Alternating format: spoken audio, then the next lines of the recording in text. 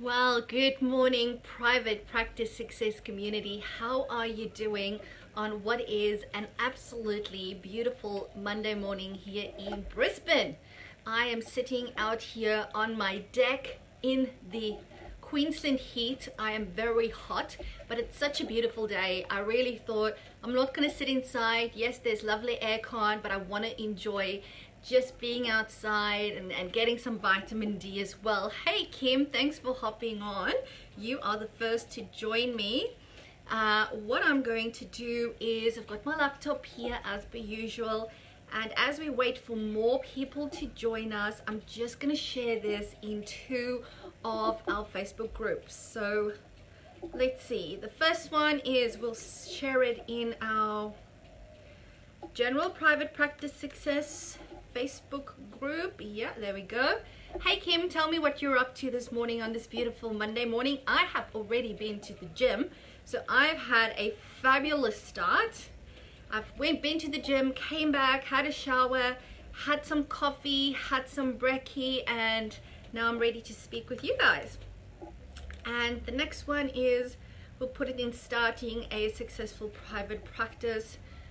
Fabulous. So it's all in there, which means I'm gonna just leave my laptop there now until we're looking at some comments. Who else is here? Tess is here. Hey Tess. I think you said it was raining in Tasmania over the weekend. Well, look at this beautiful weather. Okay, that's never good. Here we go. I was wanting to show you the beautiful weather. Well, at least now you know that this is most certainly live when your phone falls out of the phone holder. But take my word for it, it is a beautiful day. Fabulous. So please say hi, say hello as you guys are hopping on. Fabulous. So the title of this morning's live stream is, do you really have what it takes to be in private practice first and foremost as a clinician? And then secondly, that next level of course is being a private practice owner. And if you're wondering why the video is going like that, that's because there is a husky puppy lying at my feet, of course, and she keeps on touching the tripod. Hey Melissa, how you going? Hope you are doing well. Let me just do that. Guys, please let me know that you can hear me properly by saying hi, by saying hello. I know that that is the case. And yes, so that's what we're talking about, the two levels of having what it takes. Because it's one thing being a clinician, and it's a totally different thing being able to be a clinician, do client work, but also manage a team on looking after that business management side of things.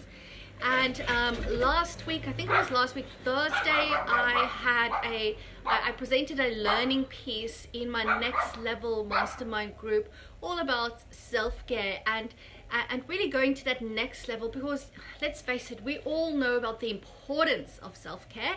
You know, I can't teach you anything you don't know about why it's important and what it could be, but really about going to that deeper level of why aren't we doing it properly, even as clinicians. And it really, after that live stream and learning piece, you know, it really stayed with me, because I know that unless we look after ourselves, unless, you know, we are in the right mindset and frame of mind, we can't do the work that we were born to do and that we trained so long and hard for. Alrighty. See, for some reason Facebook aren't showing comments. I've just seen it pop up on my laptop here. Kim said I went to the gym yesterday. Does that count? Of course it does, Kim. I'm coordinating for International Day of Happiness vlogs tomorrow. I saw that. First of all, I think that's such a great initiative, and I thought I'll wait and see for everybody when everybody else is doing theirs, and I'm a bit more flexible with not seeing clients, and I'll let you know probably towards the end of today the open spot that's available. I'll take that one, the one nobody wants. Kim, Tess says hello, Melissa says hello, so I assume everybody can hear me. That is absolutely fabulous. Alright, so I did this learning piece on self-care in the Next Level Mastermind group. and I've been reflecting on it over the course of the weekend and so forth. And and also, I guess, why else it is in my mind is because of the How to Start training that I'm running. And one of the secrets that we're covering is, do you have what it takes? Do you know what it needs? What characteristics basically you need in order to be successful in private practice? And I started thinking back to when I applied for my master's. So of course this was back in South Africa. And the year that I applied, so I was basically at the end of honors, and I applied that year. 350 people, just over 350 more or less, applied for the master's course at my local university. And there was only this one uni that offered a clinical master's. And that's a truckload of people applying for it. And the thing is, in South Africa, we go into what's called master's application season. So literally when it's that time of the year, so it's like term 3 of honors and the start of the second semester, everybody is traveling around Australia going for interviews. That is, if you got an interview, of course.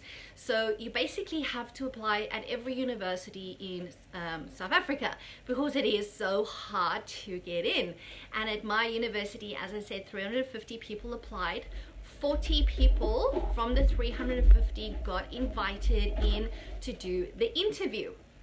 And I was fortunate to be one of those 40.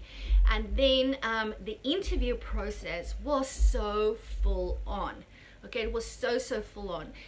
For example, we had to, Mishka, she is now going after my water bottle. Mishka's my husky puppy down here.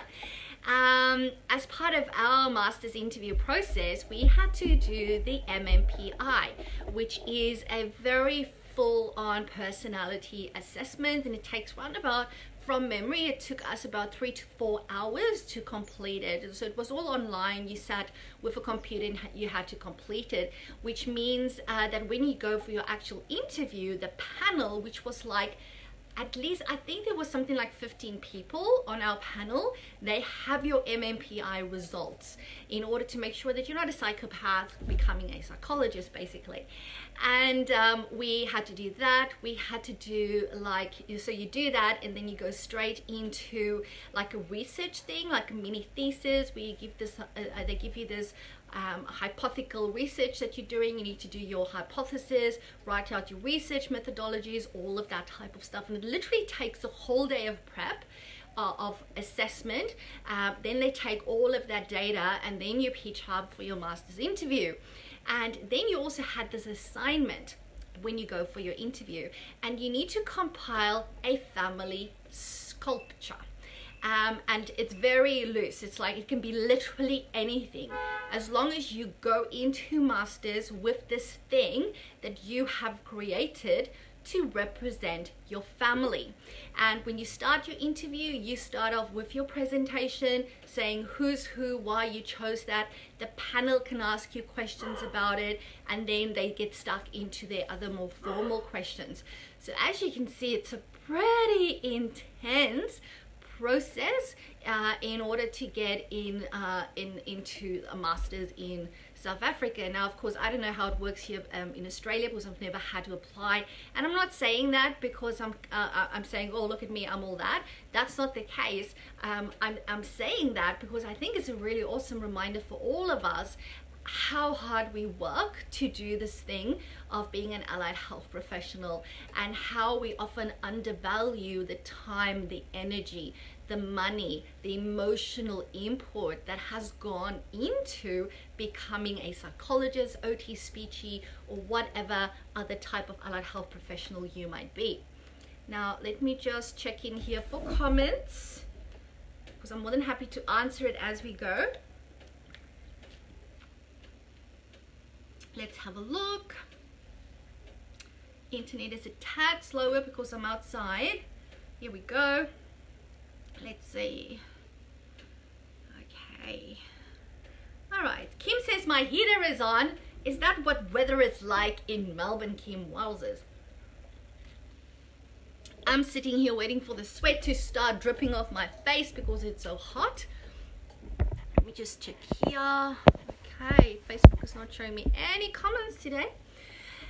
And by the way, if you were interested, my family sculpture, like, I don't consider myself a creative person.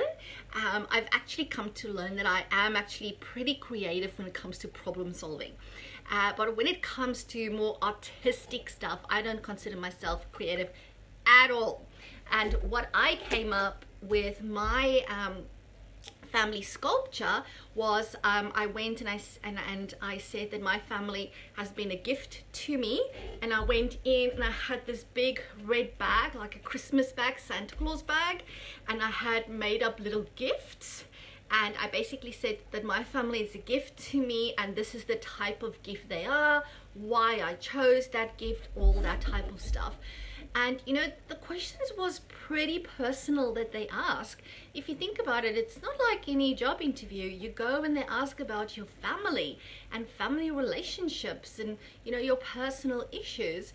And at the time that was pretty hard and confronting, but I think so important.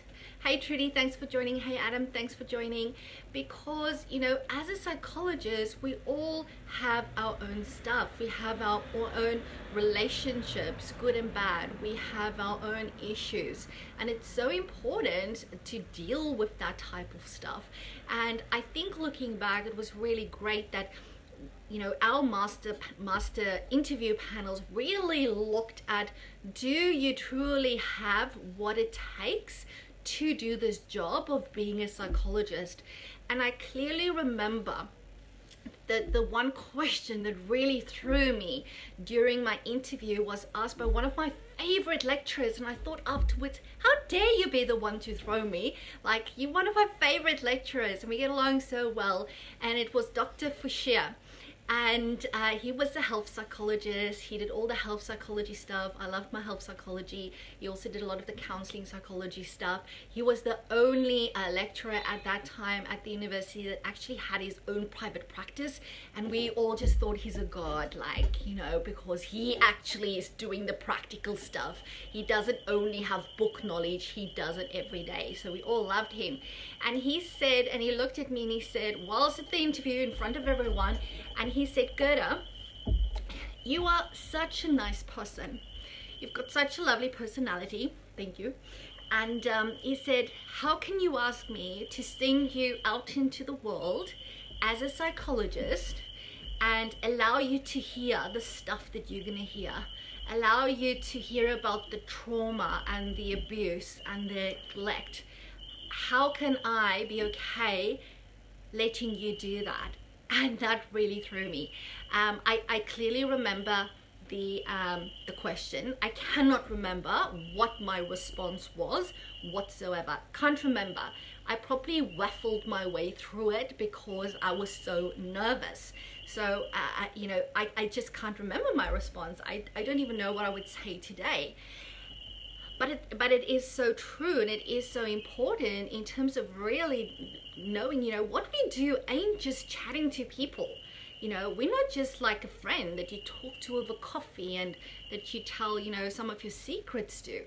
We do way more than that as psychologists, and we need to be able to deal with that stuff that gets offered up to us, and it's so important when it comes to self-care that you have that ability to really go, you know, this stuff that somebody bringing to me in session, this stuff ain't mine.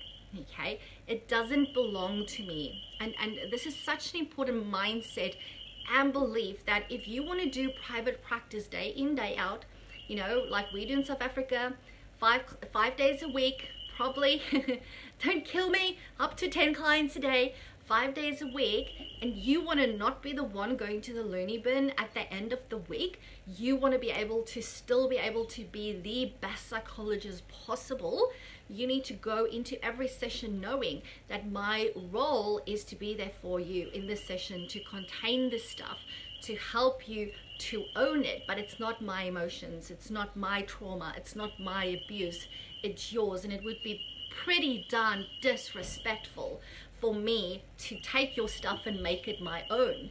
because, you know, it's not mine, it's not my pain, and it's my job to help you sit with your pain, tolerate your pain, work through your pain, and turn it into a place where you can attach some form of meaning to it and be okay to live the best possible life that you can. And that is such a privilege that we do. But if you want to do that day in, day out, you need to have that belief first and foremost that this pain does not belong to me. All right, I've got my own pain that I have. And I guess that brings me to the second point. Now, let me just check in here and see if there's any comments. I would love to hear your thoughts on this, guys. Please, if this is resonating with you, press the love heart button. If you think I'm talking absolute nonsense, let me know. All right, let me know and tell me what you think. I'm happy for this to be a two-way conversation. The idea is not for me to be here lecturing you. Yes, I'm sharing my thoughts with you, but I would love to hear what your thoughts are on all of this. All right, I'm not seeing any other questions. So what's the second thing then? In order to have what it takes, it's really, so number one, just to recap, we said you need to know whose stuff this is, and you need to be respectful about the fact that this stuff belongs to the client. The second thing is that you really need to know how to truly switch off, okay? How to truly do that. And I learned this, how to do this, in my intern here. Hey Emily, how are you going? In my intern here. So I put my hand up for this specific placement. I was so super excited that I got it. It was the placement that I wanted, and it was at Hunters Craig Psychiatric Hospital back in South Africa in the city of Port Elizabeth. So Hunters Craig Psychiatric Hospital was almost like Belmont Private Hospital here in Brisbane. For those people that are in Brisbane, it is an inpatient psychiatric facility. Was pretty full on. They did ECT there. I saw my first ECT procedure. I was in the room there as the psychiatrists were performing it, the doctors. I did a lot of the intake assessments. I ran the groups, very severe mental health conditions that we work with, and I absolutely loved it. I so loved that placement. But, you know, that's where you saw the most severe stuff. And I really had to get to that point where I go, all right, how do I go home and leave all this stuff at work? Okay, especially in that instance, because, you know, I had a young daughter. My daughter was, how old was Cassidy then? Second year of master. She would have been like 2 years old. So I want to go home, and I want to be able to be a mom and not think about you know, the horror stories and the trauma and the stuff that I hear about every day. And I really had this mental visualization that I would do as I drove out the gate. So they had like these big electric gates, almost like a prison, big electric gates. And as I was waiting for it to open, I would just run through, you know, all the clients I saw today, and I would physically in my mind imagine leaving all of it there, and I had to wait for the gate to close for, you know, security reasons, make sure that you see it closed and nobody comes in and out, and then had to leave. And that was really what helped me to properly switch off, to really go, the stuff from there stays there, you know. And when I then walk through my doors and my kids come running these days, even mommy, it's like it's that instant switch where I do not think of, you know, all the difficult, painful stuff that I had to help people with on that day. And that is what allows me to do what I do, because if you're always sitting with pain, you will burn out as a person. You also need a life. You also need to be there for your family.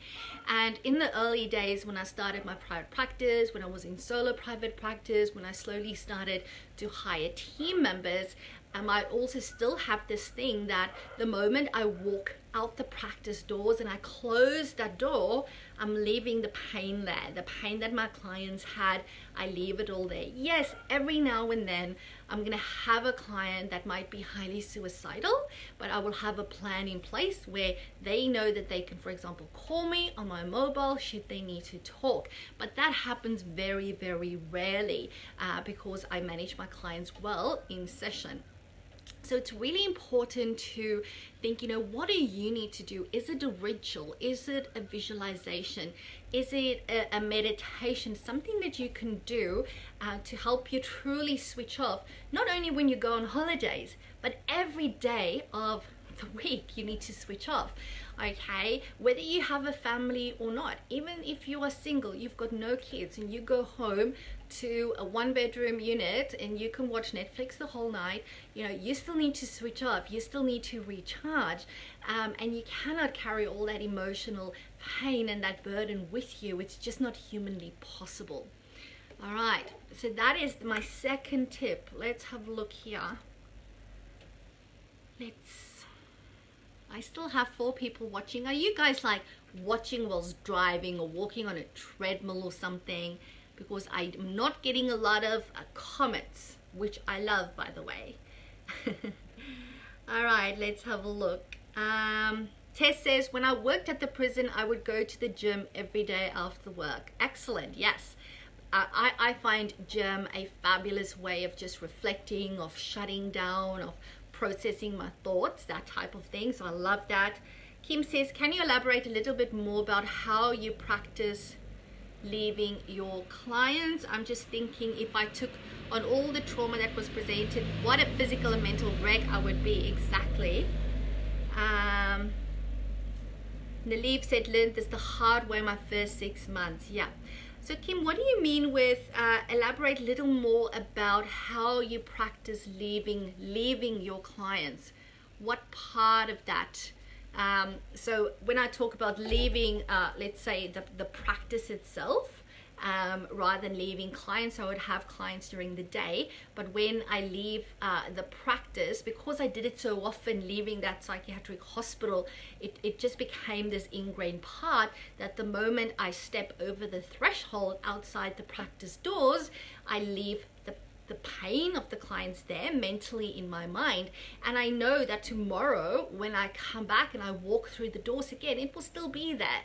Okay, and I can then maybe do more case management, have another session, do a follow-up phone call, whatever is needed, or maybe nothing is needed. Sometimes all that is needed is processing through time and then seeing them at their next appointment. But it's about going that's where I leave that stuff. So when I leave, go over the threshold, go home, I can be mum, I can be a wife, I can be a friend, I can be a daughter, I can be all those other life roles that I need to be as well. Hey Tony, thanks for joining. Kim says, I was wondering whether you used imagery. Yes, so the imagery that I use is that electric gates closing behind me, and I guess it makes it easier because I actually physically lived that process where I had to sit in the car waiting for the gates to open so that I could go out, and that took a minute, blah blah blah, for it to go do and open through on the chain, and I would just quickly go, okay, this is all the people I saw today. I would drive through literally, and as I was looking in my rear view window for it to close up again, it's just about going, yeah, it's there, I'll deal with it again tomorrow, it's safe, it's not going anywhere, it's right there, and then I would go home. And obviously, if your mind, of course we know how busy our mind is, if your mind still pops up with thoughts about maybe that one client that you're really worried about, it helps, of course, when you have a bit of a drive. I had a 15-minute drive home, which is not a lot because that was a very smaller city than Brisbane, for example. Then I would just let it go, just notice it and go, yep, I'll deal with you tomorrow, and let it go. And by the time I walk through the threshold of my house and my child says, and it's almost that trigger, my kids still do it today, the moment I walk into the house, it's mommy, mommy, and they come and they give me hugs and they say hi, they say hello. These days, because I'm working from home, when they get off the bus, they still come mommy, mommy to me, and I'm the one that's at home giving them hugs. And it's just, it flicks a switch for me in terms of just switching off from all the other work-related stuff that I need to do, which means that I literally get to switch off every day. Because the thing is, if you're going to wait for your mini holiday or for your long-awaited annual leave, it's going to be really tough, and you're not going to enjoy what you want to, how you want to enjoy being a clinician. So it's really important, and I would encourage you, to share these type of skills with your clinical team as well. Okay. Tess says, maybe I should go back to working at the prison. The prison never was so fit. Yeah, you will not be going back to the prison. You will just start going more regularly to the gym. What happened to those PT sessions you were doing, Tess? I wonder. We'll keep you accountable. All right, let's see if there's any other questions here. Adam says, I wear an imaginary coat. I love this. That I take off at the end of the day. Everything from the day sticks to the coat, and the coat stays at work. That's awesome. I love that. Thanks for sharing that, Adam, by the way. And just so you guys know, Adam is from the Psych Professionals. Ain't we cool? Yeah, I love that. What a great suggestion. So it's really about finding like a visualization or a ritual that's going to work for you. So for Adam, it's the coat, the imaginary coat that, everything sticks to. He takes it on and off. I just love that, absolutely. Have a think about what's going to work for you. Okay, it can be something completely different. It could be what I do, it could be what Adam does. And if you do something like Adam does, please share it with us, because not all of us, me including, are very creative. So it's about going, okay, if this strategy works for somebody else, maybe I can do it as well. And, let's see if it works. So maybe you want to do a variation of it. Thanks for sharing that, Adam. Really appreciate it. Alrighty, let's have a look, see if we've got more comments. All right. So it's really about looking after yourself from that perspective. So you've got two things then already. So it's that belief of who owns the pain and really getting your head clear about that. Then it's about having something that allows you to switch off every day, not only when it's annual leave and that type of stuff. Okay, and it's so important, because if you want to run your own private practice, you need to be able to do all of that, and then you need to be able to deal with all the pressures that comes with running a business. Okay, it's so important, and there's lots of pressures, especially at the start, where you might be investing money into setup, into fit out. You can actually start a private practice on a shoestring budget. You can start it off very cheaply. Some people choose to start as they plan to continue, and they go, you know what, I believe in this, I believe in myself, I'm going to get myself a 3 or 4 room practice, and I'm going to do this right from the start, set myself up so that I have that ability to grow as soon as I can. But that type of setup, of course, will mean higher rent, fit out costs, all of that type of stuff. So there's a lot of pressure at the start, a lot of pressure in terms of generating clients so you can pay your bills, so you can look after your family, all of that type of thing. So it's really important that you get this first part right that we spoke about in terms of being good as a clinician, or you will not be able to manage the other stuff that happens. My model of private practice has always been a model where at the end of the day, as a practice owner, I want to have choice about how much or how little clinical client work I do. Whether I choose to do 5 days of client work, or whether 3, or whether I choose to do 1 day of client work, or even no client work, but choose to write a book or present workshops or write journal articles or do research. that's the model that I prescribe. It's the model that I advocate, because it's a model of freedom, of choice, and of flow, where you get to do what feels good for you. And it starts by really looking at how you are as a clinician, having those skills, teaching that to your team that's going to be seeing your clients, and then also really not knowing in your mind that self-care is important. Thanks, Abby. But really affecting it on an everyday basis. And it doesn't have to be a cruise, a 3-week cruise. It doesn't have to be a long holiday. You know, it's about consistently looking after yourself. You know, when you are building a business, it is like running a marathon.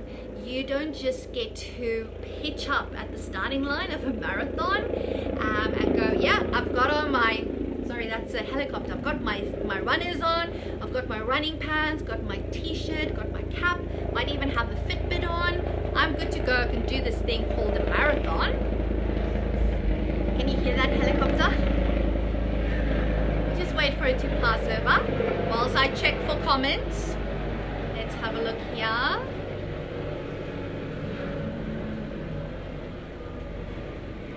Okay, let's see.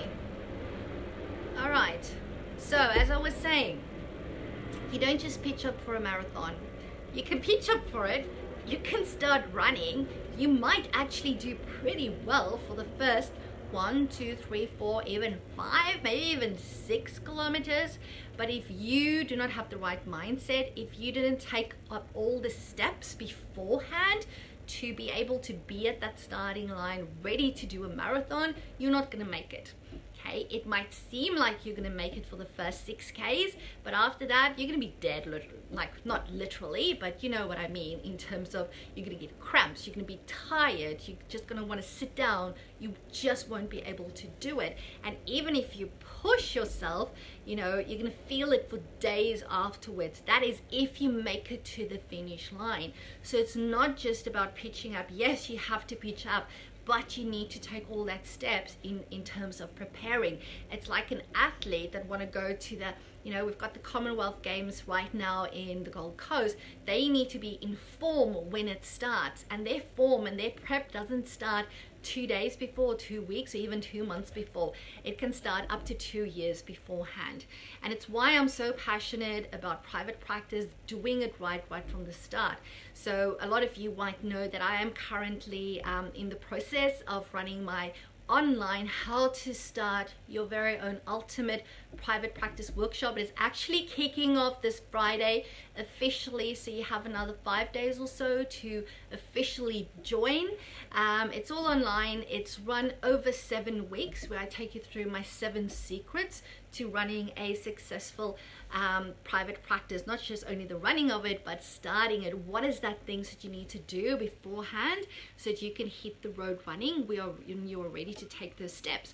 And you can even start implementing most of the things that I'll speak to you about during this process.